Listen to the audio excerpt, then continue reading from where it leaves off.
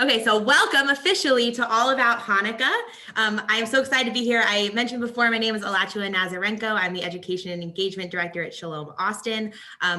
I am passionate about Judaism. I don't know how else to say it. I love teaching about it. I love talking about it with other people. So for me to get the chance to do it with you is really, really special. So let's jump right in.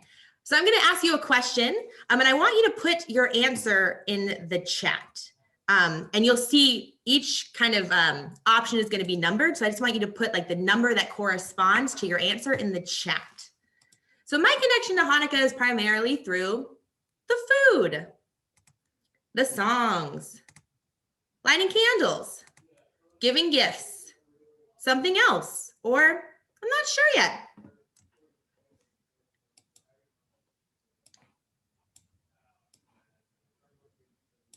I'm looking. I'm gonna stop sharing really quickly so I can see the chat better. Okay, let's see, we got a 3. Okay, lighting candles. Ari said lighting candles. Erica, not sure yet. Awesome. Roz, not sure yet. Lighting candles. Ooh, Jessica coming in with the 3, 4, 3, 1. Let's see, the giving gifts, lighting candles, and the food. Nice. Does anybody have a favorite food? Who said food? Jessica, do you have a favorite Hanukkah food? Latkes. Oh, I love latkes. I'm a savory person too. Does anybody have a favorite Hanukkah song? I'll listen to a Hanukkah song later. Yes, lots of people in for the latkes. Leslie Jr. just put out a new version of Mao's tour, which is really good. Who did? What did you say? Leslie Odom Jr. Oh, yeah. And you know, I haven't listened yet, but my phone was blowing up last night about that, honestly. So it is on my list. So that's cool. So we all kind of have some connection or something we're interested in. Some of us aren't exactly sure yet. And that's great. I hope that what comes out of today is you kind of find a way to grasp onto Hanukkah, maybe something that you connect to, find a deeper connection with something you already feel connected to. And let's go. So we're going to start at the beginning. So what is it? What is Hanukkah? Why do we even celebrate it? What is this holiday? So historically, Hanukkah commemorates the defeat of the Syrian Greek army and the rededication of the Second Temple of Jerusalem in about 164 BCE. So beginning in about 167 BCE, the Jews of Judea rose up and revolted against the Seleucid Empire, this tyrannical Greek-Syrian empire that ruled over them. And when they won, the army got to the Second Temple and found that it had been defiled, it had been desecrated, it had been turned into a pagan altar by the Greek-Syrian army. And it shouldn't be a shock to you, they weren't too happy about that. That's not very good. So they rededicated the temple to God. The name Hanukkah actually means dedication. That's where the name of the holiday comes from. And they made the temple beautiful again, made the temple holy again. It happened on the 25th of Kislev. Kislev is the Hebrew month that Hanukkah is in. On the 25th day is when it starts. And that corresponds with about November, December on the Gregorian calendar, on our calendar. Sometimes you'll hear Hanukkah being in November, like Thanksgiving, when it falls over Thanksgiving. That's super fun. This year, it actually starts on December 10th. So it's coming up very soon. So the date in the Hebrew calendar never changes. It always starts on the 25th of Kislev, but where that falls on our calendar can change a little bit throughout the years. Oh, Jessica, I see that you just put a YouTube video in the chat. Thank you, thank you. Okay, and please stop me if you have any questions. Please, if you have something to add, hop in. This does not just need to be all me, but we're just gonna do a little bit of history. Okay, so it lasts for 8 days. And there's a historical reason for this. So if you joined me for the last All About, we talked about the holiday of Sukkot, which is the harvest festival in the fall. And Hanukkah lasts for 8 days too. So Sukkot lasts for 8 days, Hanukkah lasts for 8 days. And the reason, the historical reason, is because when Sukkot happened during this time, during the original Hanukkah time, Jews couldn't celebrate it because they were busy fighting a war. So Hanukkah is essentially started as a late celebration of Sukkot. A belated celebration of Sukkot because they couldn't actually celebrate Sukkot. But there's a much more fun and miraculous reason why we celebrate Hanukkah for 8 days, moving past the historical side. And the legend tells us that when the Maccabees, the leaders of the army who won the war, arrived at the temple, they found enough oil to light the Hanukkah menorah, to light the temple menorah for 1 night. But instead, it burned for 8 nights. And this was a miracle because there wasn't enough. And this is the most common and well-known story of Hanukkah and why we light the candles to commemorate it. So you might have heard that I said they lit a menorah. It was supposed to last for 1 day. It lasted for 8. And you might be wondering to yourself, how could there be a menorah if Hanukkah didn't even exist yet? And that will be a very, very good question, I have to tell you. So a menorah, I'm showing you, is actually just a 7 branched candelabra. You can see this is one. This actually was my husband's grandfather's from Ukraine menorah, so we love it very much. And there are only 7 here. And that's just a traditional menorah. A Hanukkah menorah, which we're going to talk about later, looks a little bit different. But when we say lighting a menorah, we're talking about this 7 branch candelabra that was in the temple. So they're able to light that and perform temple rituals again for 8 whole days. So because of that, Hanukkah is now considered a festival of lights. You might hear people talk about it. You might hear that in songs. Light is a super special part of this holiday and the way we celebrate it and enjoy it. Does anybody have any questions so far? We good? Okay, cool. So one of the reasons why Hanukkah is so special is that it really is primarily celebrated in the home. A lot of Jewish holidays are very much celebrated at a synagogue, celebrated with the community. If you think of a holiday like, you're inviting people in, you're going out, you're going to temple. If you think of something like Rosh Hashanah, it's synagogue based, but Hanukkah is really at home with your family, with your kids. And it's just something special you do. It's technically a minor holiday. So if you think of the kind of the biggies, like you've heard Passover or Yom Kippur or Rosh Hashanah, Hanukkah is actually minor in comparison to those. But as I like to say, who cares? It's a super fun holiday. People love it. It's a way for people to connect. It's a way for people who might not have, who might have not connected to Judaism before in any other way to really get into the spirit. So I say, who cares? Let's celebrate. Hanukkah is the very best. Any questions? Because we're going to move on from what is it to what do we do? I think this might be related to what you just talked about.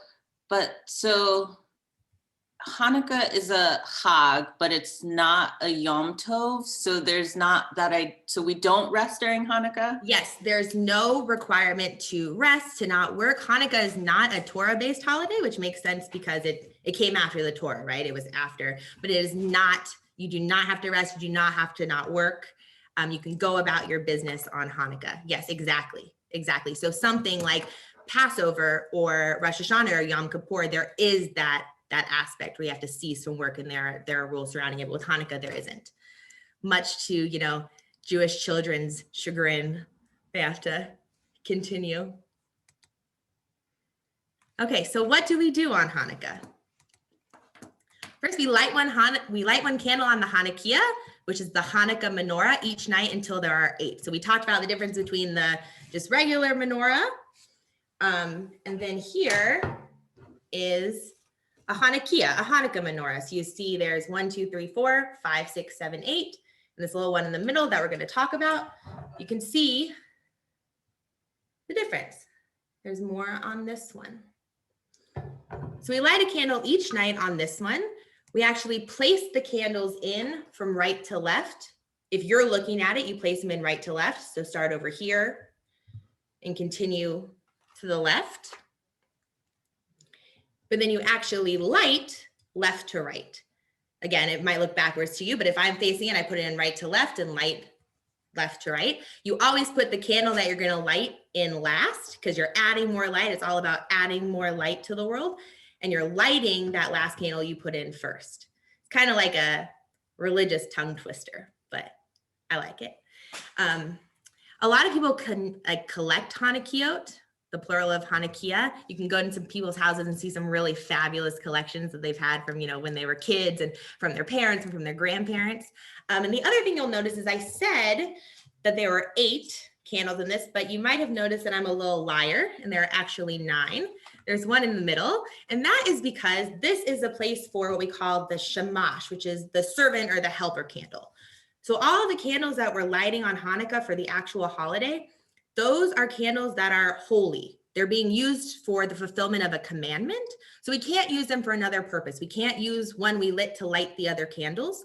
It's not like a birthday where you can light one and kind of go from there. So we have an additional candle that we use literally just to light the other candles. So you light that first, you light the other candles all the way up. So ultimately there will be 9 candles, but 8 of them are holiday candles. A lot of people will put them in their windows. It's just a beautiful way. And if you have more than one, you can have a room full of Hanukkah, and it's just beautiful. And then typically people sing songs. We were listening to some songs when you guys came in. Those were like kind of modern, fun versions of the Hanukkah songs. But there's so many Hanukkah songs where I'm actually going to play one in a minute. We're going to listen to the blessings and listen to a traditional Hanukkah song, if you guys are okay with that. Taking a couple minutes. And then we'll continue. So just one second. Oh, I did want to ask. I think I asked this before, but does anybody have a favorite Hanukkah song they've thought of since we've started? I just really like Hanukkah songs. I put the Sharon Jones and the Top Kings 8 Day of Hanukkah in the chat. It's really fun. Yeah. I want to, yes. Thank you. Okay, so I'm going to stop sharing my screen really quickly and open up the candle lighting blessings. And then I'll share that with you.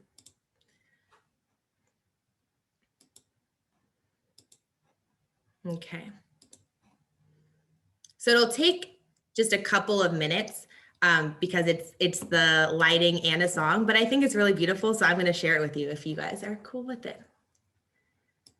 You can see how they're lighting too.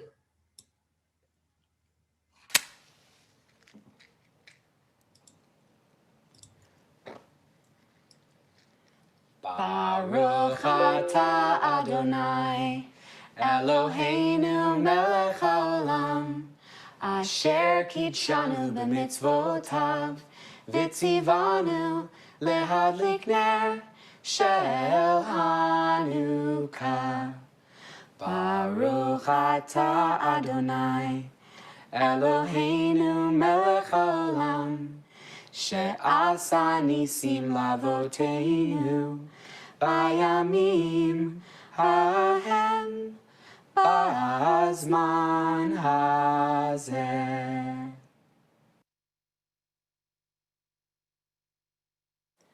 Baruch atah Adonai, Eloheinu melech haolam, she'echianu v'kiyamanu v'higianu lazman hazeh.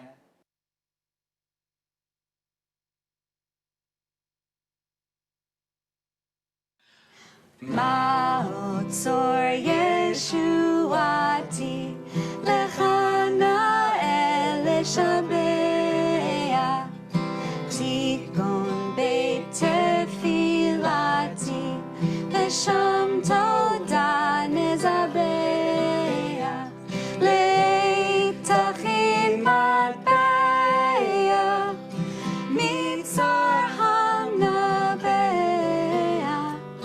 azegmor bashir mizmor Hanukkah hamizbeya, azegmor bashir mizmor Hanukkah hamizbeya.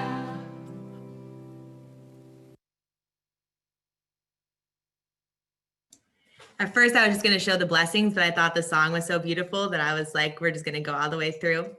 Those are my friends, Eric and Happy. They're very talented. They have a lot of stuff like that if you want to look them up. But I thought that was a cool video because it shows a lot of stuff. So you see the way they're lighting the candles. You see how they're putting them in from right to left and lighting left to right. You heard what the Hanukkah blessings sound like. You saw, and I liked it because you could also read along with them and see the guitar chords if you're interested in that. But you saw that they did 2 Hanukkah blessings, and they said on the first night, we add in this special blessing. So on the first night of Hanukkah, you say 3 blessings. You add in what's called the Shehechianu, which is the blessing we say for special occasions or when it's the first time we're doing something or the first time we're doing something for the year. So we say that on the first night. And then that song they ended with, Ma'atzor, is a very, very beautiful traditional Hanukkah song that you'll hear a lot of people sing after they light. I'll put the link to that video in the chat too, just in case you want to watch it again, because it's so lovely. Okay, pulling my PowerPoint back up, and I'll share with you again.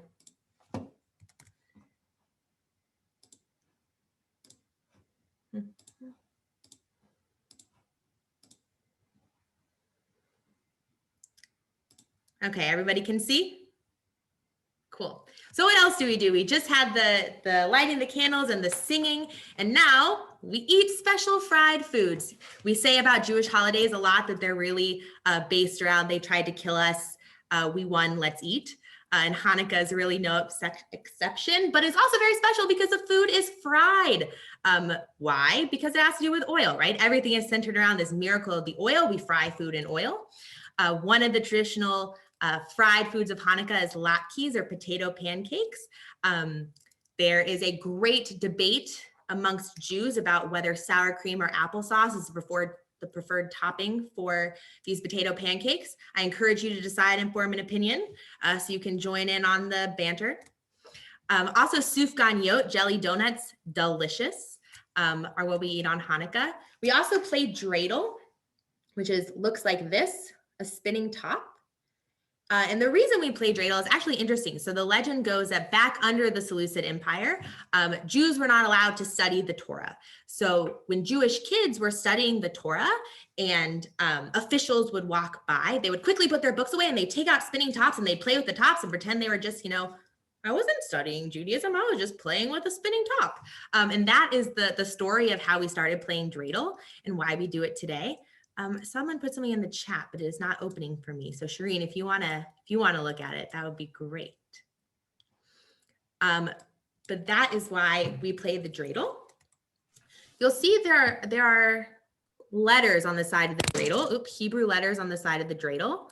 This is a nun, makes an N sound, a gimel, a G sound, a hey, an H sound, and a shin, sh sound.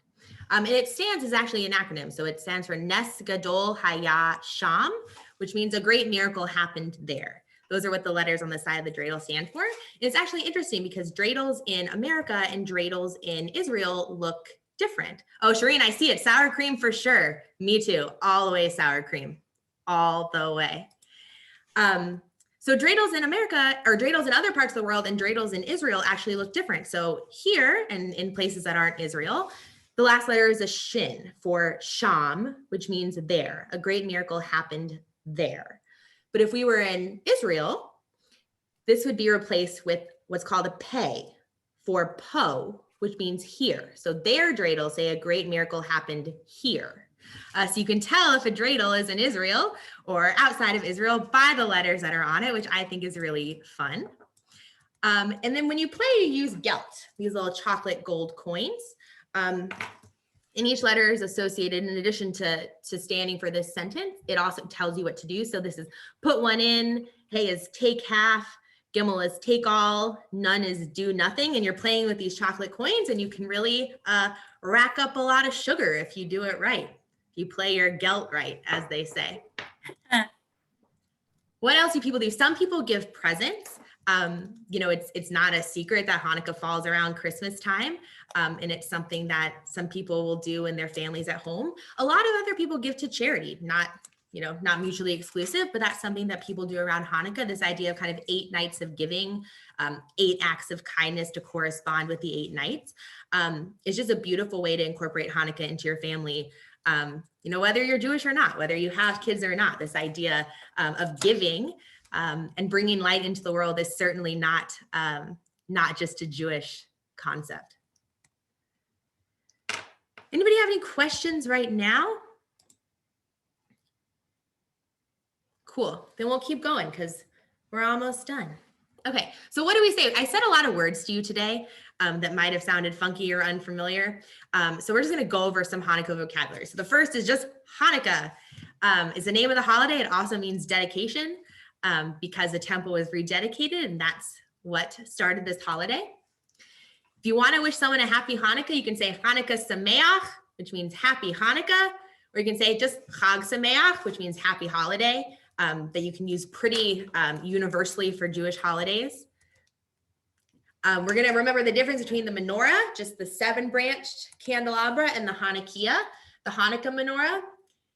Now, I mean, I'll let you in on a little secret. A lot of people will call this a menorah. You're not going to be, looked at crazily if you call this a menorah, but it is a distinction and something that's, interesting to know. We're going to talk about the Shamash, the servant candle. On my Hanukkah, it's in the middle. On some of them, you'll see it off to the side, but it's usually just kind of separated either by height or by distance a little bit from the other candles. We talked about the dreidel, the spinning top. We talked about what it says on the dreidel, the Nes Gadol Haya Sham or Nes Gadol Haya Po. A great miracle happened there, or a great miracle happened here. We looked at the chocolate coins. One of my chocolate coins came open while I was doing this. I think that's a sign that I need chocolate at 10:30 a.m., but maybe I'm wrong. We talked about latkes, delicious potato pancakes, and sufgan yot, jelly donuts. And those are kind of the big words of Hanukkah that I thought about. And I know you're probably not going to remember them all, but just, have them in your head. If you hear them, you'll kind of know what people are talking about. Okay, I want to stop talking for a minute. I'm going to ask you a question. So when I said I was really happy we have the group of people we have today, a lot of it is because of this idea of the Festival of Lights. Like I was saying, this idea of bringing light into the world is so universal. It is so, we're very lucky that we have a holiday that really highlights it. But I want to talk about just what the concept of light means to you, whether you're Jewish or not, whether you are, been Jewish your whole life, or we're welcoming you to the family, and how, if you do have kids, how you teach that to your kids, how you teach this concept of bringing light into the world to your kids and what it means to you. I'm going to actually stop sharing my screen so we can look at each other. But does anybody want to share anything of just what the concept of light means to you and how you teach it?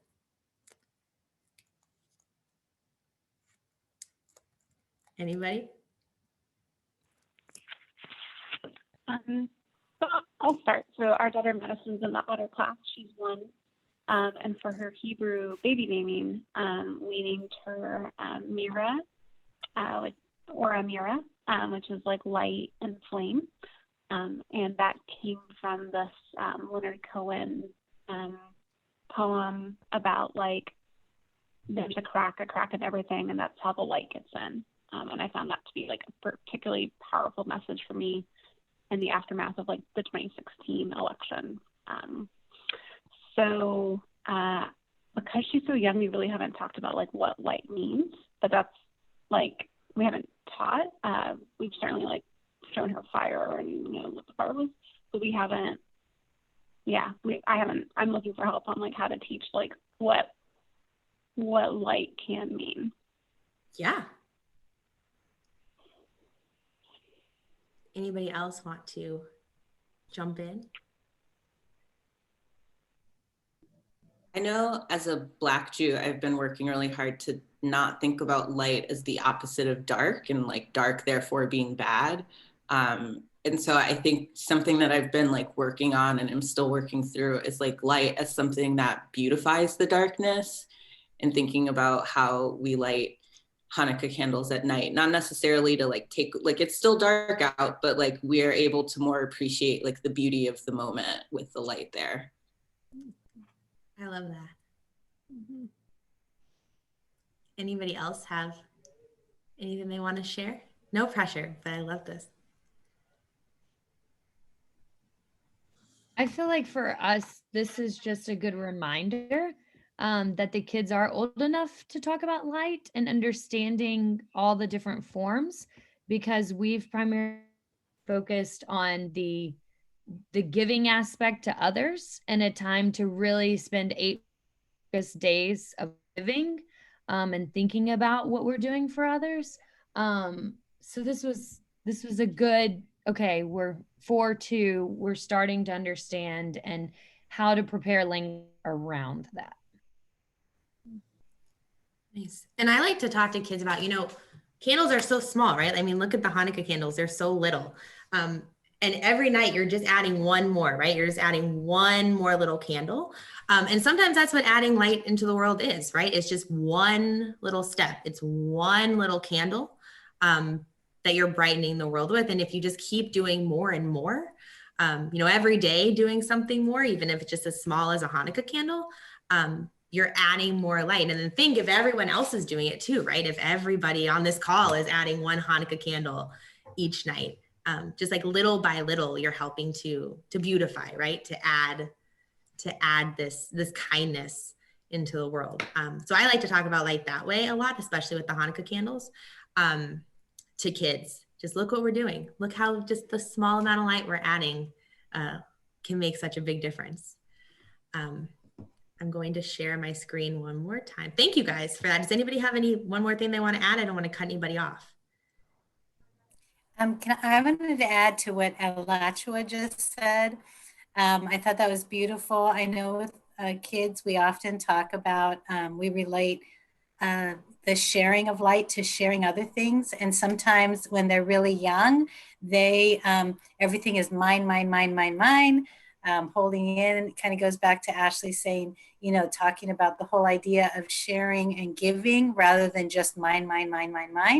And that when you're lighting the candles and you show how when you light the Shamash, how it kind of shares its light with each one, but it never diminishes the beauty of the Shamash.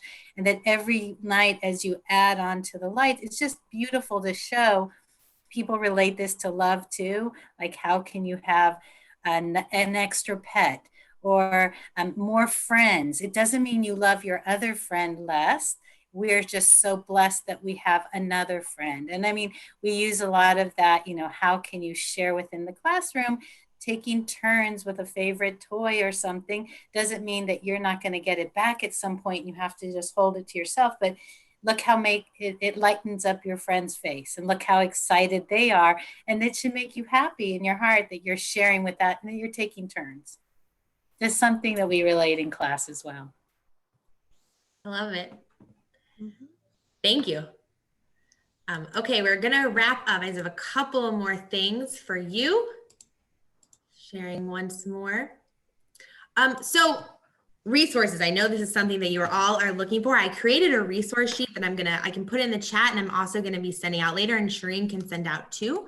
But there are so many things you can do with Hanukkah. There are crafts. We're talking a lot about light. I love the crafts that just explore light, think like stained glass window types of craft with tissue paper, things like that with kids.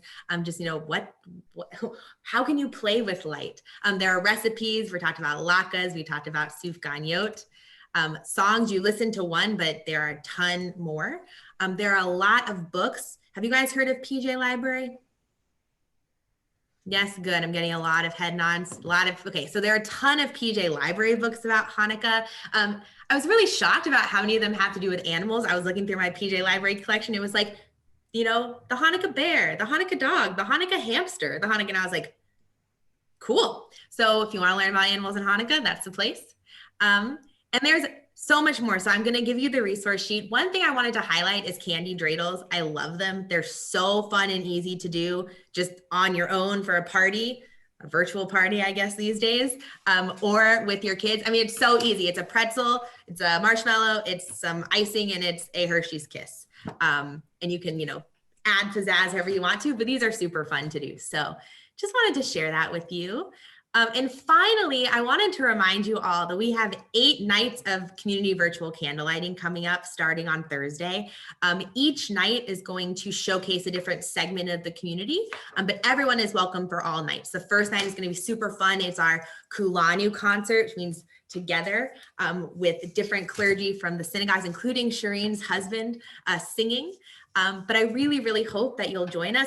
I'm going to put in the chat the link to register. You can do shalomaustin.com. Hanukkah.org/candle. If you go there, you can register. I'm also going to put my email in the chat. If you guys have any questions, if something comes up, if there's, whether about Hanukkah or another holiday or, something on your mind, feel free to reach out to me, putting that in the chat as well. And then finally, I'm going to share the resource sheet. Did that go through? Yes. Okay, so it's linked. It's a linked PDF, and we'll send it out too. But if you want to open it from here and save it, you're also welcome to do that. And that is really what I have for you today. Anybody have any final questions? I have one question, Alachua. A lot of people will ask me this, and I just wonder how you answer. They'll say, well, how do you spell Hanukkah? Because some people have it with an H, and some with a CH, and some with 2 Ks, and one with K. And like, what's the real thing? Oh, goodness. It's funny. I actually almost made a slide about this, and then I said, let's not get too controversial. The most controversial I was going to get was the, sour cream or applesauce. Yes, there are a ton of ways you can spell Hanukkah. Again, it's kind of like the month thing, right? Hanukkah always falls on the same day of the Hebrew month. It is always spelled the same way in Hebrew, but the transliteration of it in English, people kind of take liberties with. I have always been a little bit of a purist, and I spell it with the CHANUKAH because I think it's the closest to the way it is written in Hebrew. At Shalom Awesome, we spell it HANUKKAH. So now I've gotten on that train. So I guess you can be converted. You can change your mind. But yes, you might see Hanukkah written in a few different ways in the transliteration. That is 100% true. Shireen made me go there. No, that's perfect. That means it's all correct. Whenever we do a transliteration on any word, sometimes you'll see things just different ways. So thank you for explaining that. And that's actually a perfect way to end this. So what Shireen just said is all correct. I really want you to view holidays that way and Jewish practice that way. Try stuff out, see what works for you. Don't be, worried or embarrassed or anything. Just try it out. It's all correct. You can't, if you're trying to bring Judaism into your home and bring it to your kids and explore it, then that is just a wonderful thing, no matter what. So I really, really, really appreciate you guys being here today. We did record this. We usually send it out to people who weren't able to be here. If you are uncomfortable with that, or you don't want your, face or likeness to be, on our YouTube channel, please write me in the chat. We certainly don't want to violate that, but we want to make this accessible. Thank you guys so much. Thank you for joining in. And Ari, I copied that little thing. I'll take a look at what you shared a little later. Thank you for sharing. And Alachua, thank you again. We'll have other classes with Alachua in the coming months. So if you enjoyed, please return and listen to the next installment. And I love what Alachua said. You can start small. If it's something that you haven't celebrated before, if you haven't celebrated Hanukkah, start small. If your kids are learning about Hanukkah in class, they'll be really excited because they'll make a menorah or a Hanukkah to bring home to you, or they may tell you we played Dreidel, or they may forget the word, but having you celebrate that along with whatever your family celebrates. If you celebrate Christmas, but you also bring Hanukkah in too, it's just lovely. And it's exciting for the kids to take whatever they're learning and bring it home and do it with you and explore some with you. There's so much more online. Alachua, thank you for the resource. And we will be recording this and sharing it out so others can share it as well. Thank you so much. Thank you, Alachua. This is great. Bye, guys. Bye. Thank you, Alachua. Bye-bye.